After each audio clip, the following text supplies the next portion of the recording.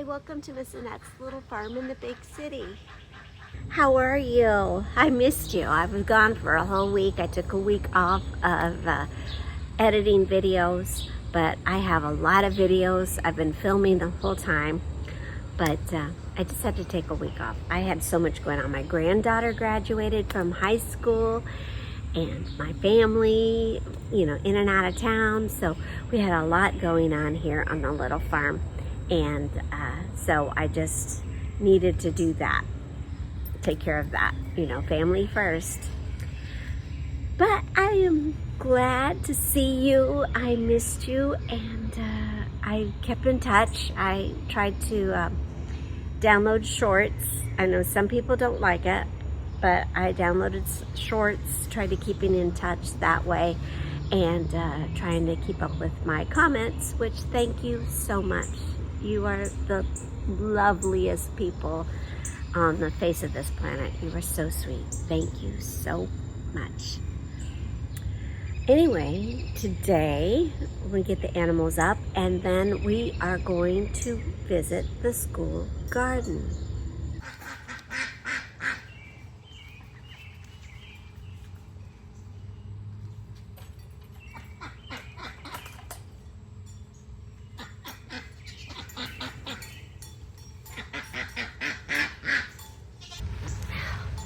If you don't know, around here we let the ducks run loose. They don't do as much damage as the chickens and the goats. During the summer, they get to get out and run around, but only if they're supervised. The ducks can run around a little bit unsupervised because they don't do that much damage to the gardens. But the goats would eat all the rose bushes and eat everything in sight, because that's their number one goal, is to eat as much as they possibly can. Not that they're starving to death, they just like to eat a lot. So right now I'm filling up the pool for the animals, for the ducks. And every morning I give them a fresh pool of water. Sometimes I don't, but almost every day I do, because I want them to have clean water. And a couple weeks ago I made a separation so that I could separate the ducks from the chickens. So when it's very hot out, everybody has clean water, and I don't have to keep refilling the goat and the chicken water.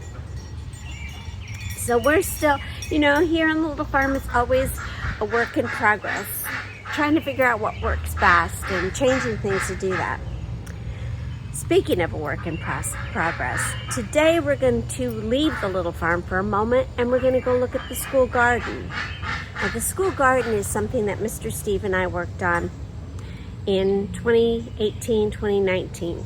I was an instructional assistant at a school, and I was active in the garden club, and I still am at the school. And the garden club had this beautiful, huge space, but they were only utilizing a small portion of that space. And in my mind, for some reason, I thought this would be a great place for teachers to bring the kids out to reconnect, to make that earth to self connection. And it was in the back of my mind, and actually sometimes when I'm thinking of something, I journal about it, or I write about it, or I start Googling for pictures to get these ideas going. And I sat on that for a while. Then one day, the vice principal came up to me and said, "Hey, would you like to write a grant for this?" And she showed me a grant that is here in Indianapolis. It's the Indiana Thriving School Challenge. And she showed me that grant. And it could go up to, I can't remember, I think it might have been $5,000. And she gave me that grant, and I said, well, do you want me to go small or do you want me to go big? And she said, go big. Well, I already in the back of my mind already had this big elaborate plan for this garden. Well, so I got all my sketches together, all my notes together, and I talked to Mr. Steve, and he helped me Google map the area that I was talking about. And I drew these elaborate plans for the school garden. So where was I? So I made all these plans for the garden, and then I had to figure out how much this would all cost. So that did a lot of research, and it took me a while to write this grant, but I wrote it, and I was thrilled that I was granted that money. So I think the first grant was $3,000. So we had to use that, and what I used that for was to build a pollinator garden, a wetlands garden, and a woody area, and a sensory walk. Now, if you don't know what a sensory walk is, it's a place where you can take your shoes off and feel different surfaces. Now, this is with the whole idea being making that earth to self connection. So we built all of this garden, and we spent 2 years of our lives and additional grants. I wrote 3 other grants in addition to that. So I wrote 4 grants altogether. Plus we had public donations, and we raised almost $10,000 for that garden. And then Mr. Steve and I and several volunteers, different people at different times, volunteered to go out there and work on the garden, and we got it all together. So we're almost finished with the garden, but we still needed a wheelchair pathway and the wheelchair beds. This is when the PTO stepped in and the parents stepped in, and we happened to have a parent that worked in concrete. And I was looking at different aspects, but you know, concrete's expensive. Well, he stepped in and he said, I will do it at cost. Labor, we will absorb the labor, we will put the concrete in at cost, and we will make it to the guidelines set by the state of Indiana for wheelchairs. So he built us this beautiful sidewalk, and then in addition to that, he built the wheelchair beds that I designed. So all of this came together to make this beautiful, beautiful area for the children of the school to enjoy, no matter what kind of disability or anything. We made areas where the teachers could teach. We made areas where the kids could read or sit and relax and just make those earth to self connections to help themselves, some, you know, if there were behaviors or anything like that. So this was complete and beautiful, and that was in 2020 when it became complete. Well, as you all know, 2020 was a terrible year for public schools. We were not in school very long until schools were closed down, and we didn't go back to school till 2022, I believe. And school just didn't really embrace the garden. They weren't embracing the garden. Their focus was trying to get the kids back on track, focused on that. And it was hard to get the teachers to think outside of the box and get them to enjoy the garden and take ownership of the garden. And I just spent 2 years of my life, me and Mr. Steve together, working on that garden, and we were just a little burned out. Anyway, we decided to start revitalizing the garden this year, and that's what we're going to be doing. So today I'm taking you out to the garden. We're going to take a look, and we may do a little work. I'm not sure, but I think a lot of it is we're going to take a good look at it and see what needs to be done, see what kind of money we're going to need to do those things, and then I'm going to try to make a plan to get some volunteers out there. I'm going to try to make a plan to get parents and teachers more involved in taking care of the garden and pass that ownership on that to others so that they can start maintaining that garden in the way that they want to do it. You know, the garden right now is my vision, and I want it to be a vision for the school. Anyway, let's finish this coffee and take off to the garden. I think I've talked enough.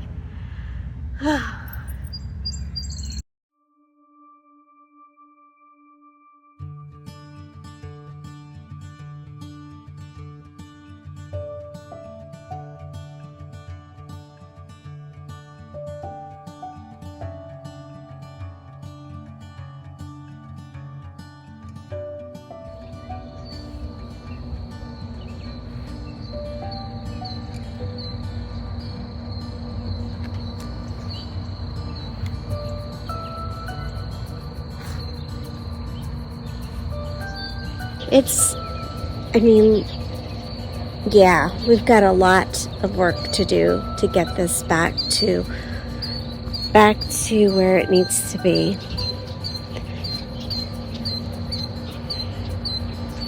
And it's such a it could be a wonderful place for teachers to bring the students out and reconnect.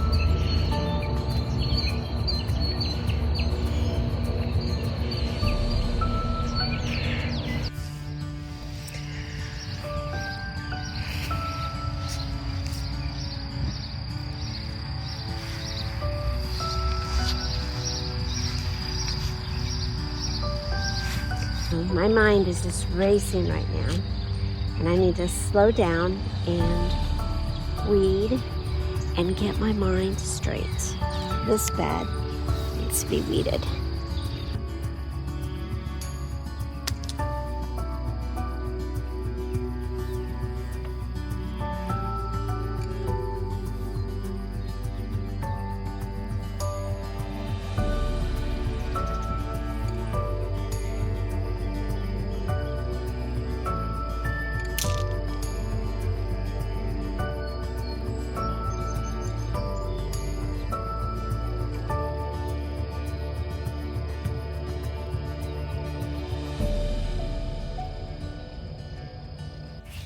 I picked some weeds for the chickens. They love this stuff.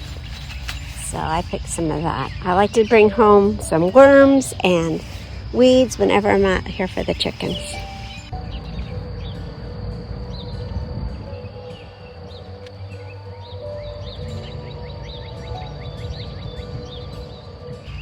You see the flowers, that sight. Listen to the rustling. That sound. Taste it. Taste. Touch it. Yep, it's all here.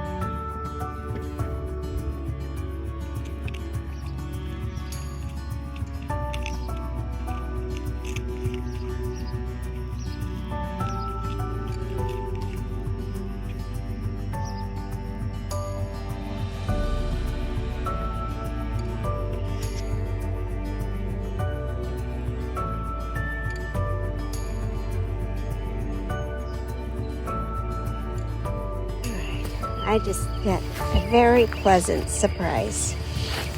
I was walking past this bed and I saw these beautiful little flowers. And then I took a little closer look. And look, I planted this sedge here as a walkable for the kids to walk on. And it was just overgrown with weeds. And honestly, I thought this bed was just a lost cause. But now, this has given me hope. It's amazing. Get those little pushes if you look for it. You know, you get those little sparkles here and there that keep you going. This is amazing. Okay, now see, now I want to weed it all before I leave, and I've got to go. But just never know.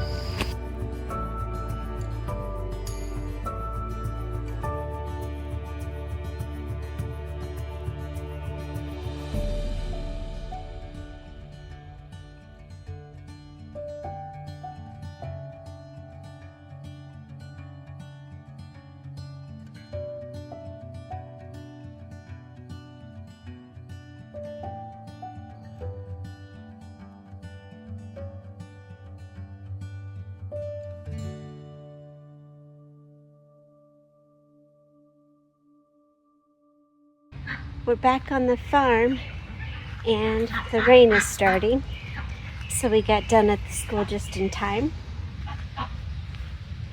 Ducks, chickens are still hanging out, but the goats are in the barn. They might come out. They might come out if they hear my voice. And that's it for today. I really am glad that you joined me today as I figured out what I was going to do there in the school garden. And I promise, I will keep you updated. I will keep you updated on the progress this summer and see how it goes. Let me sit down for a second. And there they are. They came out.